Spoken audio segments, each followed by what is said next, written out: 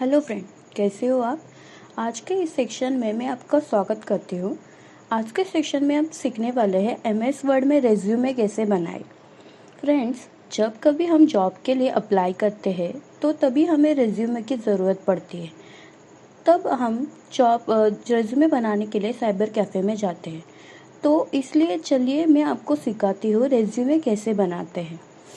Resume बनाने से पहले हम जान लेते हैं कि रेज्यूमे होता क्या है। रेज्यूमे हमारी पर्सनल डिटेल होती है, जैसे कि name, address, contact, qualification, skill, work experience इत्यादि इंफॉर्मेशन होती है। तो चलिए स्टार्ट करते हैं। रेज्यूमे बनाने से पहले आपको एमएस वर्ड ओपन करना पड़ेगा। एमएस वर्ड ओपन करने के बाद आपको पेज की साइज़ पेज लेआउट में जाके उसकी साइज़ A4 कर लीजिए। फिर उसके बाद आपको रेज्यूमे बनाने से पहले आपको एक बात याद रखनी होगी कि रेज्यूमे मतलब आप अपने आप को रिप्रेजेंट कर रहे हो किसी के सामने। तो रेज्यूमे आपको इतना भी भरना नहीं है कि इंटरव्यू लेने वाले को समझ में ना आए। तो चलिए अभी स्टार्ट करते हैं। रेज्यूमे सबसे पहले जो होना चाहिए वो है हेडिंग। तो चलिए हम हेडिंग लिख लेते हैं यहाँ पे। तो इसको सेंटर में कर लीजिए, सिलेक्ट करके बोल्ड और अंडरलाइन कर लीजिए और इसकी साइज़ थोड़ी बढ़ा दीजिए। फिर उसके बाद यहाँ से बोल्ड और ये हटा दीजिए, इसको एंटर कीजिए और लेफ़्ट अलाइनमेंट कर लीजिए और यहाँ से साइज़ थोड़ी कम कर दीजिए। फिर अभी रेज्यूमे में सबसे पहला जो होना चाहिए वो है आपका नाम। तो चलिए यहाँ पे नाम लिख लेते हैं। मैं मेरा नाम यहाँ पे डाल देती हूँ। आपका नाम होना चाहिए सबसे पहले, ताकि इंटरव्यू लेने वाले को सबसे पहले आपको जब भी आप इंटरव्यू के लिए अपना रिज्यूम देते हो तो उनको अपना नाम मिलना चाहिए। तो आपको अपना नाम, हमारा नाम ढूंढने की ज़रूरत उनको पड़नी नहीं चाहिए। फिर उसके बाद आपको एड्रेस और कॉन्टैक्ट डिटेल उसके नीचे लिखनी चाहिए। क्यों लिखनी चाहिए? क्योंकि अगर इन केस इंटरव्यू होने के बाद अगर वो आपको कांटेक्ट करना चाहते हैं तो आपका कांटेक्ट उनको तुरंत मिलना चाहिए। वो आपका कांटेक्ट उनको ढूंढने की ज़रूरत नहीं पड़नी चाहिए। तो इसके लिए आपका नाम होने के बाद तुरंत यहाँ पे एड्रेस लिख लीजिए। अभी हमारे पास टाइम कम है, इसके लिए मैं एड्रेस लिखने के लिए टाइम वेस्ट नहीं करूँगी।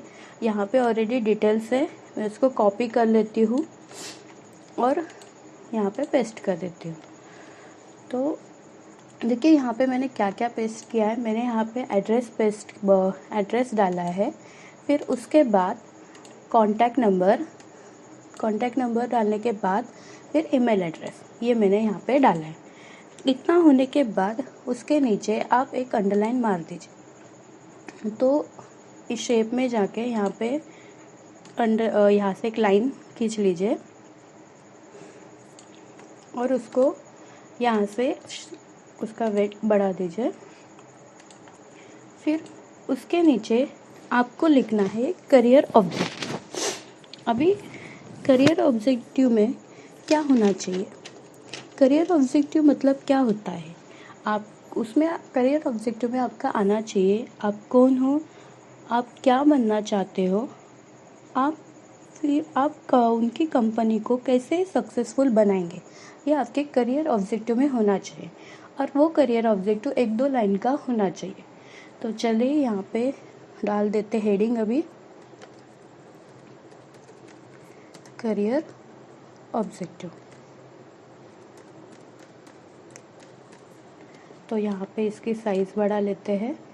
इसकी साइज़ मैंने 20 रख दी और यहाँ से बोल्ड कर दीजिए।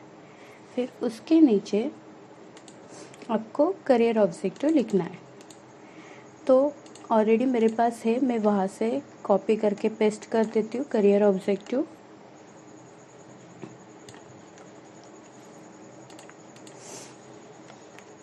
देखिए करियर का ऑब्जेक्टिव हो गया। करियर ऑब्जेक्टिव होने के बाद यहाँ पे उसका फॉन्ट आपको यहाँ से चेंज करना है। फिर उसके बाद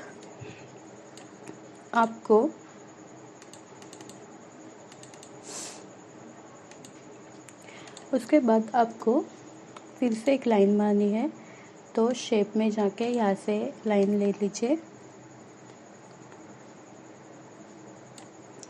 और इसका वेट यहाँ से बढ़ा दीजिए।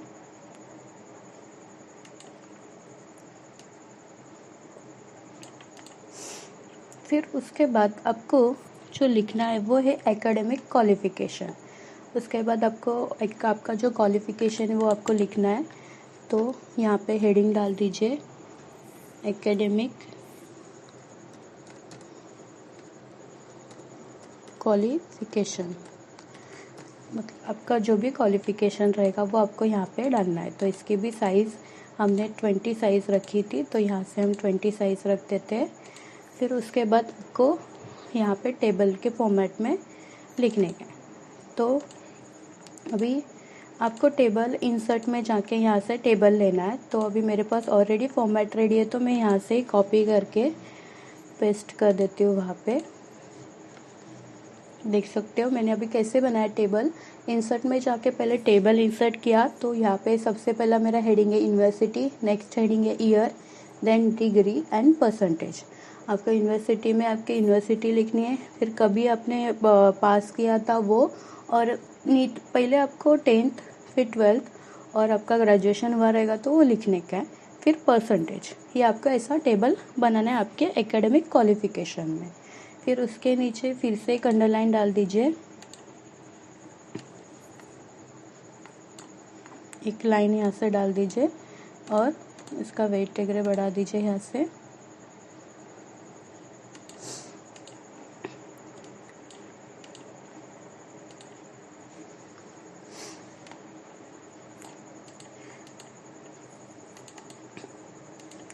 फिर ये लेने के बाद आपको नेक्स्ट हमारा जो टॉपिक है वो है आपको आईटी स्किल सेट करनी है। तो इसके बाद आपको आईटी स्किल डालनी है आपकी। तो चलिए अभी डाल देते हैं।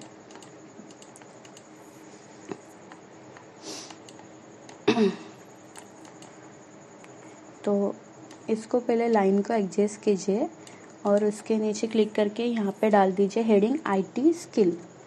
तो आईटी स्किल ये हेडिंग हमने डाल दी।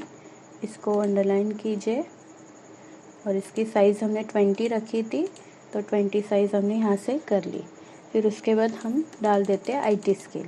अभी यहाँ पे पहले से मैंने बना के रखा है, तो वहाँ से मैं कॉपी पेस्ट कर देती हूँ। तो यहाँ पे सिलेक्ट कीजिए, Ctrl+C और यहाँ पे पेस्ट। तो आईटी स्किल में आपका क्या आना चाहिए? आईटी स्किल में आपका जो कंप्यूटर से रिलेटेड जो जो कोर्स हुए हैं वो आप यहाँ पे डाल दीजिए। जैसे कि मैंने यहाँ पे डाला है CCC, टैली, एडवांस एक्सेल। फिर टाइपिंग में मैंने डाला है, टाइपिंग में इंग्लिश मराठी अब मेरा टाइपिंग हुआ है तो वो टाइपिंग मैंने डाल दिया। तो ऐसे आप आईटी स्किल में डाल सकते हैं। फिर नेक्स्ट है आईटी स्किल डालने के बाद आपको फिर से एक अंडरलाइन यहाँ पे डाल दीजिए।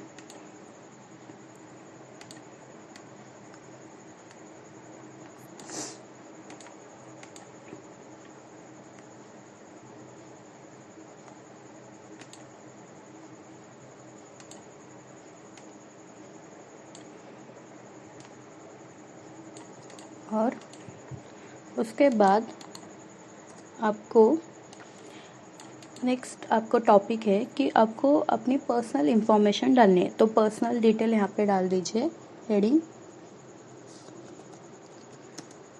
डिटेल्स। पर्सनल डिटेल्स में आपको पर्सनल इंफॉर्मेशन आपके डालनी है। हमने इसके 20 साइज़ की थी, तो 20 साइज़ यहाँ से कर लीजिए। अभी पर्सनल इंफॉर्मेशन में आपका क्या क्या आएगा, यहाँ पे ऑलरेडी एक पर्सनल इंफॉर्मेशन में आपको डेट ऑफ बर्थ, आपका जेंडर, फिर नेशनलिटी, ये ऑप्शन यहाँ पे डालने हैं। तो देखिए यहाँ पे मैंने डाला है date of birth, gender, marital status और नेशनलिटी, ये मैंने यहाँ पे डाला है। फिर उसके बाद पर्सनल डिटेल डालने के बाद आपको डालना है वर्क एक्सपीरियंस। तो चलिए यहाँ पे हेडिंग डाल देते हैं, वर्क एक्सपीरियंस। तो इसको भी साइज़ बढ़ा दीजिए वर्क एक्सपीरियंस में आपका आएगा कि आपने पहले कहाँ पे काम किया है, वो आएगा। अगर आपने किधर भी काम किया नहीं रहेगा तो आप फ्रेशर डाल दीजिए। अगर आपने काम जहाँ पे किया रहेगा तो उसका एक्सपीरियंस वहाँ पे डाल दीजिए। जैसे कि आपने कौन सी कंपनी में, ये मैंने यहाँ पे डाला है, मैं यहाँ पे डाल देती हूँ। जैसे वर्किंग जो भी कंपनी रहेगी आपकी, वो कंपनी का नाम और कितने ईयर से आपने काम किया था वहाँ पे, आपका पोस्ट क्या था, ऐसा आप डाल सकते हैं। या फिर अगर आपको कोई प्रोजेक्ट के ऊपर अगर आपने काम किया रहेगा, वो प्रोजेक्ट के बारे में इंफॉर्मेशन डाल दीजिए। वर्क एक्सपीरियंस में आपको ये डालना है। फिर उसके बाद आपका जो आएगा वो है डिक्लेरेशन। तो डिक्लेरेशन क्या रहता है कि डिक्लेरेशन में आप डालते हैं कि आपने जो भी बनाया है, जो भी ऊपर इंफॉर्मेशन डाली है, वो एकदम परफेक्ट है, करेक्ट है। इसके लिए वो डिक्लेरेशन आपको डालना पड़ता है। तो ये डिक्लेरेशन आप डाल दीजिए। इसके बाद नीचे यहाँ पे डिक्लेरेशन डाल दीजिए। तो मतलब डिक्लेरेशन से पता चलता है कि ऊपर हमने जो इन्फॉर्मेशन फिल की है वो राइट है करके। तो इसके लिए आपको डिक्लेरेशन डालना है। फिर डिक्लेरेशन डालने के बाद आपको यहाँ पे डालनी है डेट। फिर उसके नीचे डालना है प्लेस, और फिर यहाँ पे आपको डालना है सिग्नेचर लाइन। सिग्नेचर लाइन में आपका नाम आएगा। तो जब भी आप रेज्यूम दोगे किसी को तो डेट और यहाँ पे आपका प्लेस और साइन करके आपको देने का है। तो इस प्रकार हम, अगर आपको रेज्यूम में यहाँ पे पिक्चर डालना रहेगा, मतलब अगर आपको पिक्चर लेना है तो इंसर्ट में जाके आप यहाँ से पिक्चर ले सकते हैं। इंसर्ट में जाके आपको पिक्चर के ऑप्शन में क्लिक करना है और आपको जो आपके पीसी में आपका पिक्चर रहेगा वो सिलेक्ट करके इंसर्ट करना है। इंसर्ट करने के बाद उसके साइज़ यहाँ पे कम करके यहाँ पे पोजीशन से आप यहाँ से मूव कर सकते हो। तो ऐसा आप पिक्चर ले सकते हो। तो आप ऐसा पिक्चर यहाँ पे भी डाल सकते हैं। और अगर आपको बॉर्डर ऐड करना है तो डिज़ाइन में जाके यहाँ पे पेज बॉर्डर में बॉक्स बॉर्डर और ओके, तो देखिए यहाँ पे बॉर्डर आ गई। इस प्रकार हम रिज्यूम बना सकते हैं। ओके, तो चलिए अभी हम कल मिलते हैं। Okay, thank you.